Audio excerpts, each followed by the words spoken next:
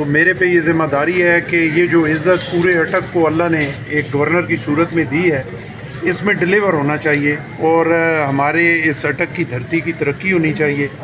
और इसमें लोगों के लिए आसानियाँ पैदा जो हैं वो की जाएँ। तो आज डीसी ऑफ़िस में पहली दफ़ा ब्रीफिंग मैंने ली और मुझे ईमानदारी से ये बात है कि बड़ी खुशी हुई हमारे जो डीसी साहब हैं इनके विज़न के बारे में। इन्होंने जो यहाँ पे मुख्तलिफ़ प्रोजेक्ट शुरू किए हैं, मैं समझता हूँ कि वो 4-6 प्रोजेक्ट भी अगर हम मिल के मुकम्मल करने में कामयाब हो गए तो इंशाअल्लाह अटक में बहुत ही अच्छी तरक्की भी आ जाएगी। और हमारे जो